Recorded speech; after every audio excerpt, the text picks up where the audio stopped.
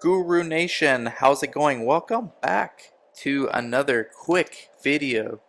Today's question comes from somebody, and by the way, you can, however you like to send me questions, alright? Text is best, 949-415-6256. Yes, that is my actual number.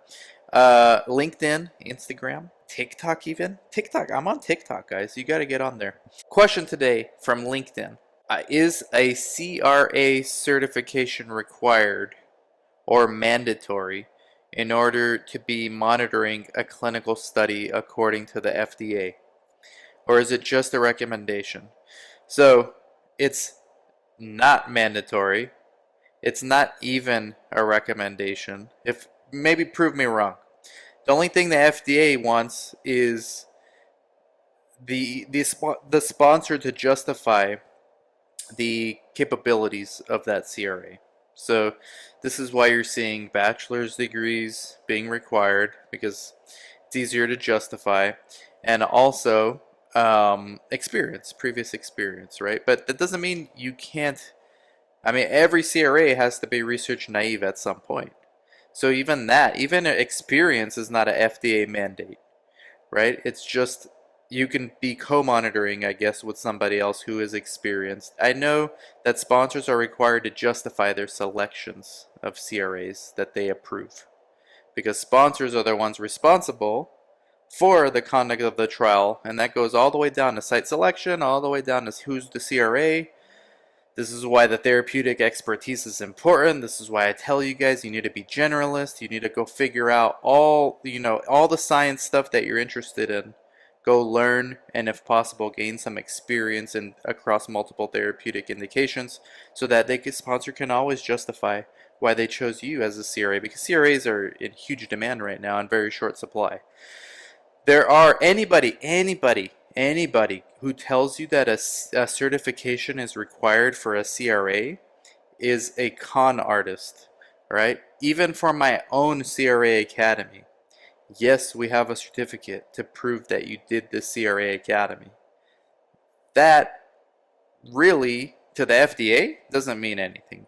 I mean, of course, it's better than nothing if we go back to the whole FDA making sponsors justify why they picked someone to be a CRA. Having a certificate is better than not having a certificate. But that's not what's going to make them, like that certification doesn't really mean anything other than they took a course. And I know there's a bunch of courses out there that have certifications, and they might tell you, hey, this is mandatory, it's going to help you get hired. Not really. It's not going to help you get hired. What separates my CRA Academy from other certification program, there's some certification program you just do, like watch a pre-recorded video module, you pay like a couple $100 and you get a certificate. That doesn't mean anything. Yes, it's better than nothing. Again, the whole sponsor being able to justify why, but it's not like any significant bearing on your career. My CRA Academy, we do, after the 3-month course, we do an internship on a real study. Right now it's a breast cancer immunotherapy study. That's real. That's what matters. That, even to the FDA, is what matters, because now you could say, okay, I have breast cancer experience on a phase 1/2 trial for breast cancer. This is what I've done. That goes on your CV. It's easier for the sponsor to justify your hire to the FDA should something happen. And let's face it, CRAs are human beings just like everyone else. They make mistakes. When they make a big mistake and the FDA catches it in the audit, the FDA is going to come to the sponsor and say, justify this person's hiring, justify this person's ability to monitor. And then that's when all this stuff's going to come in handy. Like, do you have previous monitoring experience? Because in my CRA Academy, we do. Do you have therapeutic expertise in the study indication? All those things matter, not certifications. There are only two. They're ACRP and SOCRA. And you cannot even get those certifications until you have like 2 to 3 years of experience. Why did those two programs Why are those two programs accepted in the industry? Because they've been around forever and they're just a legacy system. They're the establishment. I could tell you my CRA Academy better than their training. Why? Because, well, at least for entry level. My CRA Academy is for entry level because we give real life experience, real world internship experience on a breast cancer study right now. We've had other studies in the past. We're going to have other studies in the future. As of this point in time, it's breast cancer. ACRP and SOCRA, definitely good, but they're not doing anything to help people getting started. That's not for entry level. Those certifications are when you already have 2 years or more of experience and you want to add a certification that's accredited and recognized in the industry. Those are the two.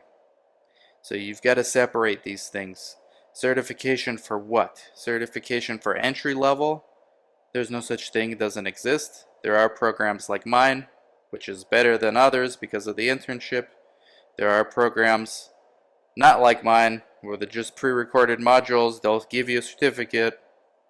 At the end of the day, it just means that you've watched some pre-recorded modules.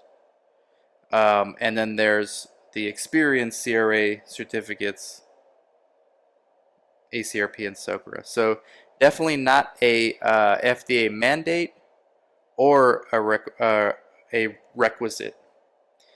FDA just wants sponsors to be able to justify why the CRA is a CRA for that study.